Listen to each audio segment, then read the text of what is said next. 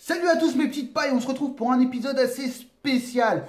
Tout bonnement car je vais faire une réaction live du chapitre 814. Alors je dois pas vous mentir, je pensais ne jamais en faire, je savais pas trop si je devais en faire. Mais il y a que les imbéciles qui changent pas d'avis. Donc c'est ma première fois, c'est un exercice qui ne m'est pas familier du tout. Donc on va voir ce que ça donne. Donc restez cool avec moi et je resterai cool avec vous. Boum, on y va! Donc go pour le chapitre 814. Le titre c'est « Allons retrouver Maître Nekomamushi ». Alors on peut voir l'image, c'est le village de Drum. Pourquoi je dis le village? Le royaume de Drum. On peut voir Dalton et Kurena. Brrr, on peut voir des ponts du monde, l'homme aux 500 millions de berries. D'accord, le même principe. Volume 8 au royaume de Sakura. D'accord, d'accord. Ils ont changé le nom du royaume. C'est vrai qu'il ne faut pas oublier que, comment il s'appelle, Wapol a mis le Black Drum à un royaume qui s'appelle le Black Drum maintenant, et celui-ci a changé pour Sakura. Donc hommage à Chopper, mais aussi grand hommage à Dr. Iluluk. On peut voir que derrière, ouais, ils ont tous des cornes à la Chopper. Il y a les... sauf les docteurs. Mais il y a encore les docteurs, là, les 20... je sais plus, là, comment ça s'appelle? Je sais plus. Mais on peut voir, ils ont tous des cornes à la Chopper, même à Lapin-Garou. Donc plutôt cool l'image, bon, rien de spécial. Juste voilà, on voit le monde, quoi, tous contents, quoi. On peut voir Dalton toujours avec sa pelle. Il doit déblayer, quoi, le mec. Le mec, il est roi, il déblaye. C'est con. Non, mais franchement, genre, il a pas de gars pour déblayer. En plus, c'est con. Ils sont dans un village où il neige tout le temps. Tu déblayes un chemin, il y a encore de la neige. Complètement débile. On t'adore, Oda, on t'adore. Donc, page numéro 2. On peut voir, alors, on peut voir Brooke qui chante. On peut voir des notes de musique. Je vais voir Nekomamushi. D'accord. Alors, juste pour préciser, on n'est plus dans le flashback. On revient au présent, mais dans l'autre case, on retourne sur le flashback. Suivez bien. Alors, Nami, Uso, Sanji et César. César. Ah, César, bah oui, il avait changé de blase, le mec. Bah, sachant que c'est un peu à cause de lui qu'il y a eu toutes ses couilles. César avait changé de blase pour César. César, c'est trop mortel. Oh, blague de merde, je m'en bats les couilles. Donc on continue. Ne me dis pas que ce type les a kidnappés. Je crois que c'est Bourou qui répond. Absolument pas, il a choisi de les suivre de son propre chef. D'accord. Voilà, on tombe sur Nekomamushi. Nekomamushi mode badass avec sa petite pipe. Nom d'une pipe en bois. Vanda, carotte. C'est carotte, je pense que c'est carotte. Caroto. Comme Kakaro DBZ. Non, c'est pas un hommage, la meuf c'est une lapine. On continue. Vous savez, nos amis ici préféraient que cette histoire ne s'ébruite pas trop, mais par respect, ils n'osent pas nous le dire. Tâchez de comprendre un peu, on va s'occuper nous-mêmes de Pecom, mais pas besoin d'alarmer tout le monde, donc d'accord. Donc, ouais, donc Brooke, tout ça, veulent pas trop en dire plus que ça. Nami qui répond, merci beaucoup maître. Et Pecom qui répond, mais on ne peut pas se permettre de vous demander de tout gérer. Et puis c'est à nous de vous remercier. Serait-ce de l'herbe au chat? Ah, c'est... ouais. De l'herbe au chat, c'est... comment ça s'appelle? Le chat dans... Shrek, là, le chapeauté, là. Qu'on le voit, il se fait arrêter dans les télévisions, là. Serait-ce de l'herbe au chat, ça me fait penser à ça. Donc, petit clin d'œil au chapeauté. De Shrek, plutôt pas mal. Donc là, on retourne dans le présent. Le flashback est terminé. On voit Brooke qui gratte sa guitare et... il écrit « Maître Nekomamushi est un solitaire quand je pense à lui. C'est une image qui me vient à l'esprit. Quand il se place au clair de lune, c'est d'une lueur à l'œil que je le contemple. Mais il prend ses grands airs à la lumière du jour. Il fait de son mieux malgré sa solitude. » C'est une chanson? Un poème? Enfin bref, non, il est à la page 3 si j'ai pas précisé. Bon, allez, je risque de me craquer et de pas situer les trucs. C'est ma première fois, donc vous énervez. 1, 2, 3, 4, ne vous énervez pas! Je m'énerve déjà, bordel! Donc on peut voir Luffy qui est centré sur encore la lettre de Sanji. Ensuite, c'est Robin qui dit quelle jolie chanson. Bah ok, c'était une chanson. Il est vraiment comme ça, maître Nekomamushi? Et Brooke qui répond non. Et Usopp qui s'énerve, qui dit comment ça, non? Bah, le thème de ma chanson, c'est l'image que je m'en fais. D'accord, le mec, il est parti en couille. Il fait sa petite chansonnette. Bon, c'est plutôt cool. Bon, ça prête le sourire. Y a pas, c'est pas un sketch de Gad Elmaleh ou de Thomas N'Gijol, mais ça prête à sourire. Ok, on revient un peu dans les délires bah, des débuts, hein. Bon, on voit dans la page 4, on a un Luffy en gros plan qui lit toujours la lettre. Eh les gars, Sanji dit bien qu'il doit rencontrer une nana. Est-ce que ça veut dire qu'il va vraiment se marier? Donc d'accord.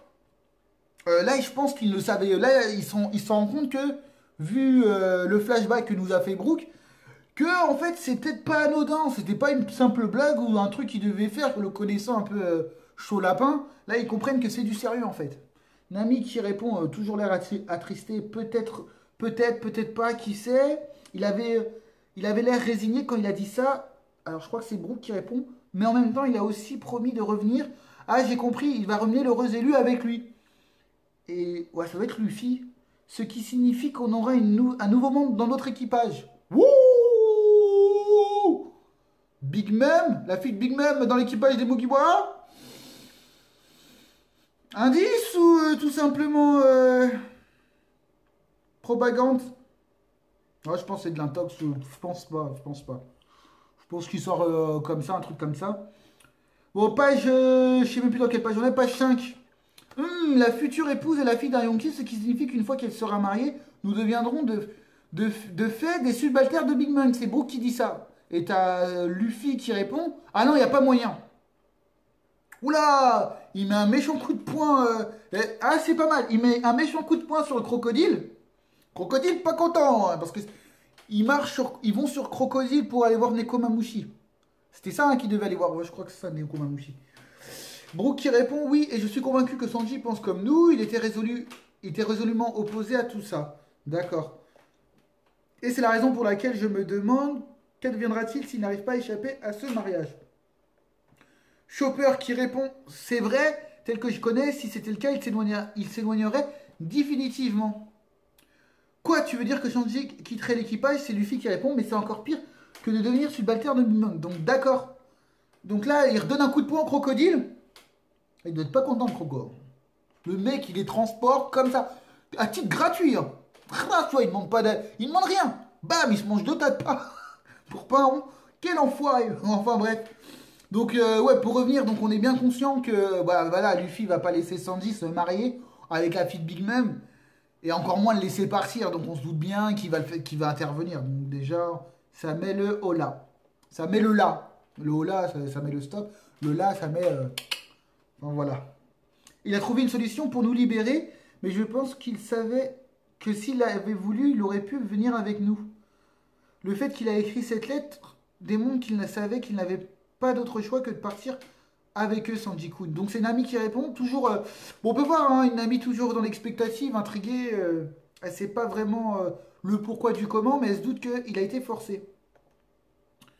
Bam, page 6. Là, on voit Usopp avec Carotte sur le crocodile. Sa fameuse famille est la clé de toute cette histoire. C'est lui qui dit ça. Est-ce son père ou sa mère derrière tout ça? Bon, on sait qu'ils sont de North Blue et qu'ils traversent Redline pour se retrouver à East Blue et que manifestement ils se trouvent actuellement dans le Nouveau Monde. C'est plutôt dingue, non? C'est vrai que là, c'est impressionnant. Bah, Usopp définit tout ce qu'il a fait Sanji. Il est décrit point par point et c'est vrai que ça commence à être plutôt chelou. Bon, on voit qu'il a traversé Redline, du coup, je viens de poustillonner, je sais pas si vous l'avez vu, mais moi je viens de le voir. Merde! On peut voir que justement, c'était un gros truc comme ça. Donc, on peut voir que, voilà, il a traversé Redline. C'est un truc digne des Tenryubito, donc c'est assez cool. Ensuite, on voit, donc on peut penser il est noble encore, tu vois, donc du coup, il est en bisbille avec les Tenryubito. On retombe sur Robin, Vinsmoke, j'ai déjà entendu ce nom auparavant. Oh, pas de surprise, la meuf elle sait tout. La meuf c'est une bibliothèque, elle est toute seule. Bon après faut pas oublier qu'elle a traîné 2 ans avec les révolutionnaires, donc à mon avis ils ont dû lui dire sur l'état du monde ce qui se passe, qui est qui fait quoi et qui est où quoi. Bon on voit comment s'appelle un Brook silencieux. Nami qui dit je suis vraiment désolé, si on avait été capable de le retenir au moins jusqu'à ce que vous arriviez.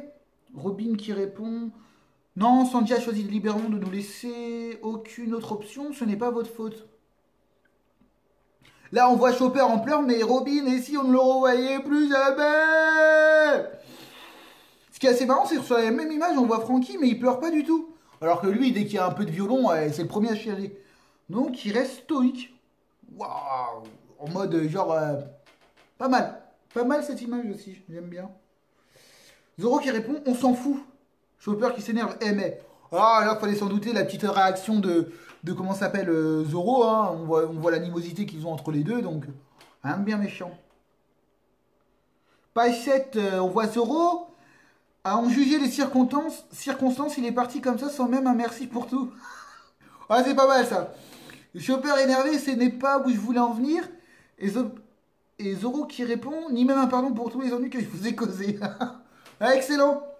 Excellent, là, une petite moquerie, une petite ironie, quoi. Le mec qui se barre, il est même pas un vas-y, désolé. Pas mal, pas mal, pas mal. Zoro qui continue, on est un peu trop dans la précipitation, mais prenez le temps de réfléchir un moment. Wow. Zoro réfléchit. Pas mal. Pas mal, il réfléchit. Donc là, on voit, César nous a dit que les smiles que Doflamingo fabriquait, c'était pour Kaido. Tout comme la destruction du labo de Punk Hazard a engendré la colère de Doflamingo. La destruction de l'usine Asmai a aussi engendré la colère, mais cette fois de... Là, on peut voir qu'il énumère toutes les actions qu'ont fait les... comment ça s'appelle? Les Mugiwara depuis Punk Hazard. Donc, mais cette fois de Kaido, ok. La colère, la destruction de l'usine Asmai a aussi engendré la colère, mais cette fois de Kaido le Yonkou. Tout comme Jack qui a ravagé ce pays, Kaido et ses sbires sont une menace sérieuse et ce n'est plus qu'une question de temps avant qu'ils ne se montrent pour se venger. Donc on voit là un Zoro plutôt sérieux qui parle de Kaido. Donc c'est pas mal, il recentre Kaido encore une fois dans la péripétie. Alors j'arrête pas de me toucher le nez parce que je vais pas vous mentir, je suis un peu malade et j'ai peur que ça coule pendant la vidéo. Donc j'essaye de colmater. Donc d'accord, donc là on peut voir qu'il y a un mec qui quand même se soucie de Kaido. C'est plutôt pas mal. Donc là on voit bien, hein, franchement c'est pas dit, mais de manière tacite encore une fois. Voilà, Zoro c'est le bras droit du capitaine, il n'y a pas besoin de le dire, on le voit par ses réactions. Il est là, il pense à tout. Et c'est assez marrant qu'il y pense, j'aurais pas pensé à lui, plus à Robin qui aurait fait un petit clin d'œil, mais non. Non, non, non. Donc on retourne sur la page 8. La raison principale de notre alliance avec Trafi, c'était d'unir nos forces en prévision des combats qui nous attendent. Et pour une raison qui nous est encore inconnue, Kinemon et son ami sont aussi de la cible de Kaido. Tout au tard, on aurait affaire à Kaido en personne. Donc là, c'est plutôt pas mal. T'as Zoro qui énumère la base, pourquoi ils se sont alliés à Trafi, c'est pour abattre Kaido. Et là, le fait de changer de cible, ça lui plaît pas trop. Et on peut voir un Usopp, Robin, Frankie et Chopper qui, avec un air sérieux, donc c'est vrai, en y réfléchissant bien, s'attaquer à un autre Yonkou, alors qu'on est déjà en querelle avec un Yonkou, c'est chaud. Donc il y a que Zoro qui a l'air d'être conscient, véritablement conscient de ça. Donc c'est plutôt pas mal. Alors, est-ce que Zoro connaîtrait véritablement la puissance d'un Yonkou? Je sais pas, peut-être que voilà, il aurait raconté des trucs, mais je sais pas quoi. Donc il est véritablement conscient de l'impact que ça peut avoir de se partir en couille avec Big Mom. Donc il continue et cet abruti de sourcils en spirale trouve le moyen de se chercher des noises avec un autre Yonkou. Donc il est plutôt vénère en fait contre Sanji. Non, ce n'est pas honnête, il n'a pas cherché de noises à personne, cette histoire n'a rien à voir. Donc on peut voir que c'est Nami qui répond assez colériquement. Et Zoro qui répond, mais arrête de lui trouver des excuses à la noix. Nami qui dit, où veux-tu en venir, évite d'en rajouter. Donc là, c'est plutôt pas mal. Alors là, je rebondis sur ça.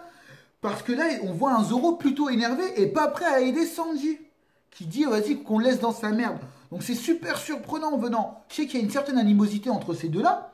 Cependant, si vous vous souvenez bien, c'était sur Thriller-Back, ouais, Thriller-Back. Quand Brook a perdu son ombre, il est le premier à partir du bateau et il t'a bien dit, ouais, faut retrouver son ombre. Donc il se met en querelle. Il est prêt à se taper contre un Shichibukai, hein, parce qu'il est au courant que Moria est un Shichibukai, pour récupérer l'ombre. Tandis qu'il n'est pas prêt à aider Sanji ou essayer de trouver la raison du pourquoi du comment. Là, il est véritablement vénère et il veut que les Mugi se ressentent sur Kaido. Là, c'est vraiment assez surprenant. Donc là, on peut voir un Zoro assez... différent. Là, franchement, je vois un Zoro assez différent de la première partie de Grand Line. Donc, est-ce qu'il est véritablement conscient de tout ça? C'est à voir.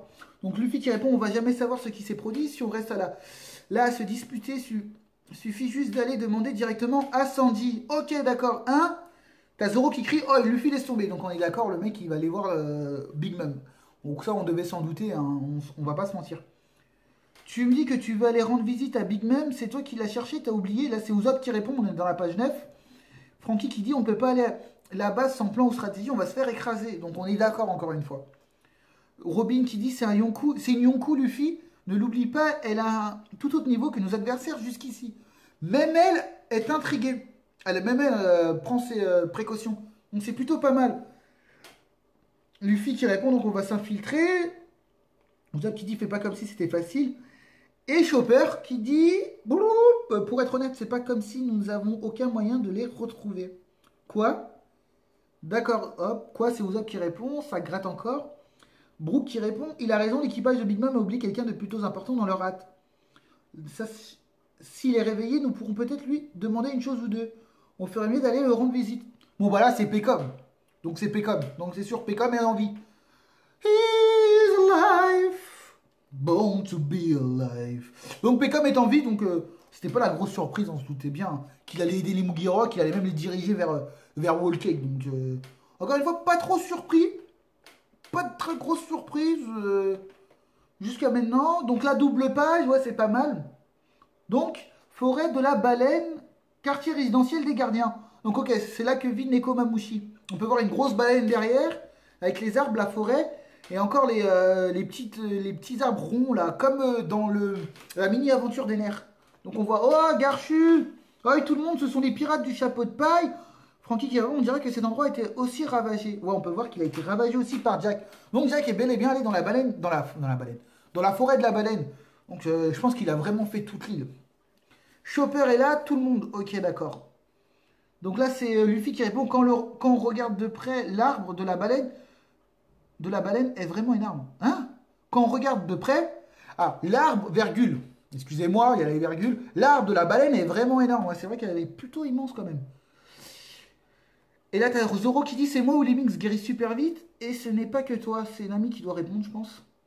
Là, on voit Luffy au chapeau de paille, c'est nous, désolé pour tout à l'heure. C'est juste que nous télorons aucun intrus. Aucun intrus. Donc là, c'est comment ils s'appellent les mecs qui ont attaqué Luffy, là, quand il se dirigeait vers la baleine, le gorille et le taureau. Alors, c'est Blackback, le gorille. Mais le taureau, c'est pas Fredo ou un truc comme ça? Je sais plus. Tori. Oh, je sais plus. Ah, vous deux, vous en faites pas pour ça. Où est Nekomamushi? Ça, c'est Luffy qui répond. On va dans la page suivante, page 11. Là, quelqu'un dit, merci d'être venu notre sauveur et ses amis. C'est qui ça? C'est Luffy qui demande. Permettez-moi d'exprimer ma gratitude. Mes excuses pour la bourde de mes hommes de tout à l'heure. Hop. Bam. On voit Pedro. Oui. Alors, il y a le petit encadré là qui décrit le personnage. Forêt de la baleine, capitaine des gardiens. Mink, Jaguar, Pedro des cimes. Donc c'est El Pedro. Nous sommes devenus un peu trop méfiants avec les intrus. Là c'est Luffy qui répond, t'étais où? Sur la cime des arbres, bref, Beppo et les autres vous attendent. Ah bah ils peuvent attendre encore un peu. Je veux voir Nekomamushi, ce Mink Lion, Pekomamushi. D'accord. Et là ça rebondit avec un truc que j'avais vu là, où, là je revois. Encore une fois, vous vous souvenez, j'avais fait la théorie comme quoi, quand Luffy s'est battu justement avec les gardiens, ils ne se sont pas rendus compte de sa présence. Il s'est pas rendu compte de la présence de tous les gardiens qui l'entouraient. Et je vous avais dit qu'il y avait peut-être en relation qu'ils avaient l'énergie de la forêt. Là, on peut voir que comment ça s'appelle, Pedro, une fois qu'il est dans l'arbre, encore une fois, Luffy le repère pas. Donc ça, c'est peut-être anodin, mais c'est super important. Enfin voilà, c'est une petite indice. Moi, véritablement, je vous avais fait la théorie, vous pouvez la retrouver. Je vais vous l'afficher, là, ma théorie. Comme quoi, les Minks sont peut-être même les premiers Zoan. Parce que c'est vrai, t'as Luffy qui dit... t'as comment ça s'appelle, Zoro, juste avant, ça me fait penser. Zoro, juste avant, il dit... c'est moi ou les Minks guérissent vite. Et ils disent, ouais, en effet, ils guérissent vite. Et il y a qui guérit super vite? Ce sont les Zoan. Les Zoan en mode éveillé. Et en mode éveillé, comme on a pu voir à Impel Down, c'était le taureau, le koala et la girafe. Eux deux, ils ressemblent mine de rien à des Minx, hein, faut pas s'oublier. Donc je pense que pour moi, les Minx, c'est la première expérience qu'a raté pour les fruits du démon. Mais allez voir la vidéo, je vous la mettrai, vous inquiétez pas. Là, on peut voir Pedro coller à Luffy. Assez marrante l'image, assez cocasse. Si tu parles de Beckham, tu as de la chance, il est réveillé, il est dans le bâtiment au fond. Nous avons gardé ceci secret de tous les autres. Sanji est un bon gars, si on peut faire quoi que ce soit pour aider. Donc d'accord, les secrets, c'est pas je te chuchote à l'oreille, je colle ma joue en joue. Les Ming se collent pas mal aux autres. Comme des kleps, des animaux quoi. Chopper qui dit Luffy, je m'inquiète vraiment pour Neko Mamushi, alors je vais partir devant pour l'examiner. Docteur Chopper, laissez-moi vous guider. Alors il y a une Minx. Oula, c'est une Minx reine. Oula, il va avoir le. On voit un Chopper amoureux.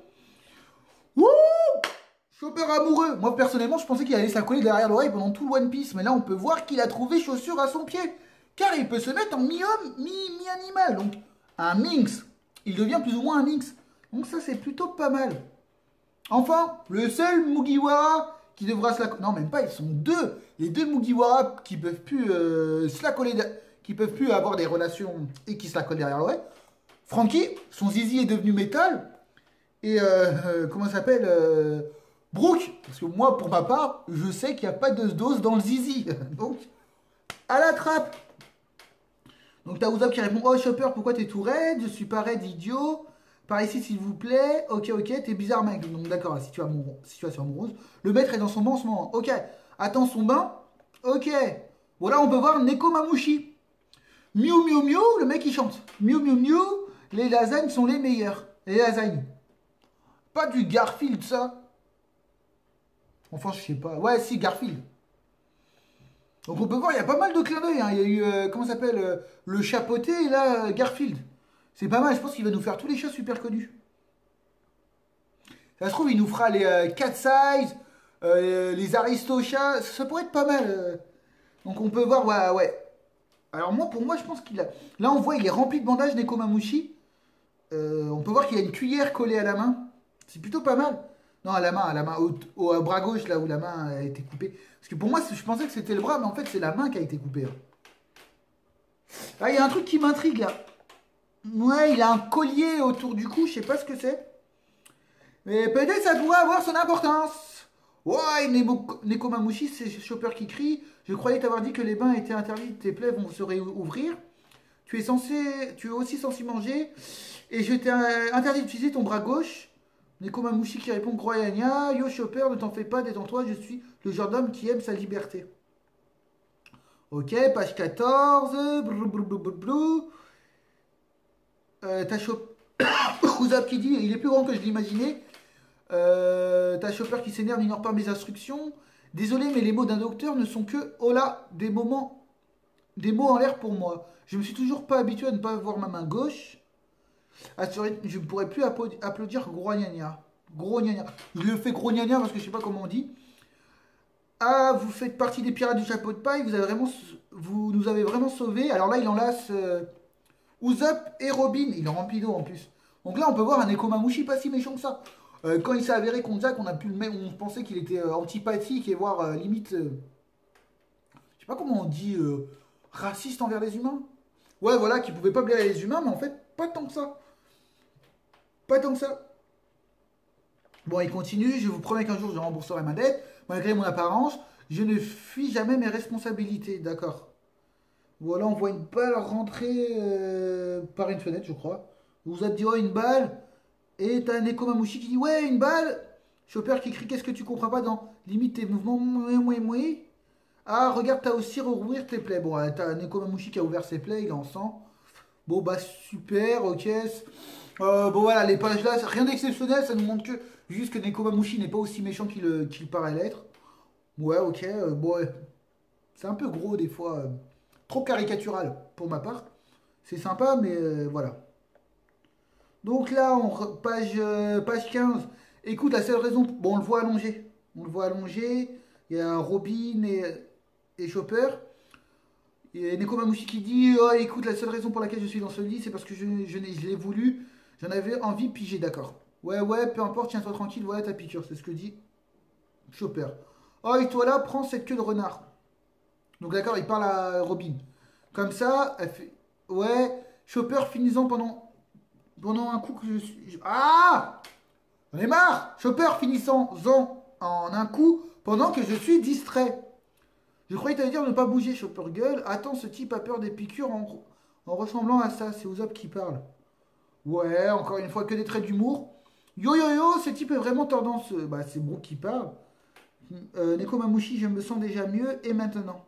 Chopper qui s'énerve, c'est pas de la magie, c'est le médicament n'a même pas encore commencé à faire effet, ne bouge pas. Usopp qui dit, oh, ne ferait pas ton patient. Donc, des pages d'humour, bon, c'est sympathique, mais bon, ça apprend rien, quoi. Je pense que c'est pour, encore une fois, combler l'attente. Encore une fois, on a de l'attente, de l'attente, de l'attente. Bon, voilà, hein, faut pas se mentir, il fait monter la sauce, hein, le Oda. Mais bon, là, on commence à avoir les bouts de plaine, hein, on aimerait bien envoyer la sauce. Alors, tu vas bien, quel soulagement. Ouais, ça doit être Nami qui parle, ou Pedro peut-être. J'ai esquivé environ la moitié des attaques avec mon pouvoir sans cet enfoiré de BG. C'est ma faute, j'imagine qu'il a emmené Sanji. Maintenant, il ne peut plus fuir sur ce mariage. Bon, déjà, c'était assez intriguant parce que le mec. Bon, voilà, après, est-ce que c'est dans la tradition ou quoi que ce soit? Il a bien dit j'avais deux ordres. Donc là, il est au courant du mariage. Moi, au début, je me suis dit tiens, il est pas au courant du mariage. Il y a Anguille sous roche. Et là, on a vu qu'il est au courant du mariage. Donc, il a seulement. Alors, il a eu les deux ordres détruire les Mugiwara et récupérer César. En Okaka, il a parlé de mariage. Bon, voilà, il a fait une théorie, elle est tombée à l'eau, mais bon. Connard! Bon, on continue avec Luffy. C'est ce dont ce que je voulais te parler. Peko Mamushi qui a arrangé ce mariage. T'as Pecom qui répond bah c'est Mama et le père de la famille Vinsmoke évidemment. T'as Nami qui répond le père de Sanji. Pour l'interrogation, quel genre d'homme c'est? Et t'as Pecom qui dit c'est un homme célèbre dans le milieu. Vous n'avez jamais entendu parler de lui. Dans le milieu. Dans le milieu. Ah, je pense qu'il parle de. Ouais, il parle de la mafia, quoi, dans le milieu, la pègre. Après, Pecom qui dit la famille des Vinsmoke, bah en gros, c'est une famille d'assassins, quoi. Le mystère qui entoure les origines de Sanji s'épaissit. D'accord, la famille Vinsmoke, la famille des Vinsmoke, c'est une famille d'assassins. Donc, d'accord. Bon, je le savais plus ou moins, j'ai vu les spoils, je vais pas vous mentir. J'avais pas vu les spoils, mais j'avais vu les petits trucs écrits, voilà, c'est une famille d'assassins, je suis pas surpris. D'accord, par contre, ce qui me surprend, c'est juste la petite case avant où on voit ta. Comment il s'appelle Pecom qui dit c'est le père de la famille Vinsmoke. Et t'as Nami qui dit le père de Sanji, point d'interrogation. Donc, est-ce que c'est véritablement le père de Sanji ou le patriarche? Le patriarche, ça pourrait être très bien le grand-père, l'arrière-grand-père ou j'en passe. Donc, ils sont dans le milieu, famille d'assassins. Alors, c'est une famille d'assassins, ça ne veut pas dire que les mecs assassinent, hein, parce que quand tu vois qui subissent un entraînement comme le CP9, ou plutôt c'est plus des mecs qui, à mon avis, donnent les ordres et disent de qui assassiner, c'est eux qui lancent les avis d'assassinat, je pense. Bon, moi j'avais fait ma théorie comme quoi il venait de Flévence et c'était un noble. Ouais, ça reste plus ou moins encore possible, hein, et je vais pas vous mentir. Par contre, le fait qu'il soit le fils de Doflamingo, faux. Cependant, je pense qu'il a des liens. Donc un chapitre plutôt... Bah, je vais pas retenir grand chose du chapitre, sauf que la famille Vinsmoke, c'est des assassins. Mais aussi le comportement de Zoro. Ça m'intrigue un peu, en fait, le comportement de Zoro. Je sais pas comment ça va se passer. Est-ce qu'il va y avoir une distorsion dans les Mugiwara à cause de ça? Est-ce qu'ils vont se séparer en se disant ah non, non, non moi j'ai pas, si je vais pas aider, ouais, ce serait con d'aller à une équipe séparée voir Big Mom. Donc est-ce qu'ils vont mettre toutes leurs forces? Est-ce qu'ils vont vraiment aller voir Big Mom? Ou si oui, comment ça va se passer? Est-ce qu'ils vont infiltrer? Je sais pas encore. Donc un chapitre pas tip top. Pas tip top dans le sens où il révèle pas grand chose. Et encore une fois, on est dans l'attente de réelles révélations. Bon, on peut voir qu'il n'y a pas beaucoup d'action, donc on peut penser qu'Oda n'a pas véritablement mis sa patte dedans. On peut penser qu'il se prépare en gros à une action bien plus grosse et peut-être qu'il y travaille déjà. À mon avis, c'est les assistants qui ont fait un peu tout le boulot là. Ouais, un chapitre pas super, on va pas se mentir. Bon, c'est normal, on peut pas être tout le temps au top, envoyer que du lourd, que du lourd. Sinon, One Piece, ça serait fini en une centaine de chapitres. On est obligé de faire monter la sauce, de créer une ambiance, comme le sait si bien le faire. Donc, voilà, je pense que oui, Pecom va les aider à intervenir avec Big Mom. Sachant que, voilà, à ce tarif-là, tu comprends bien que BG a tué Big Mom, donc avant ça, a tué Big Mom. BG a tiré sur Pecom qui plus ou moins avant avait trahi Big Mom. Celui-ci va peut-être ramer les Mugiwara, donc je pense plus qu'il va faire partie de l'équipage de Big Mom. Est-ce que ce sera lui le prochain, comment ça s'appelle? Le prochain Mugiwara? Faudrait le voir en mode comique. Faudrait le voir en mode comique, c'est souvent là qu'on arrive à sceller le truc. On a pu voir que voilà, il pleurait comme un petit bébé. C'est à voir, c'est véritablement à voir. Donc voilà, un chapitre pas tip top, pas trop de révélations, on reste encore dans l'expectative. Donc je vous retrouve pour d'autres vidéos. Je vous dis au revoir mes petites pailles. J'espère que vous avez apprécié cette petite vidéo réaction live. Ouais, je m'essaye, hein. Je vais pas vous mentir, c'est pas mon truc. Avec le temps, ça viendra, je pense, mais voilà. Donc encore merci de m'avoir suivi. On se retrouve pour d'autres vidéos. Encore merci et bye bye. Ah, c'est là.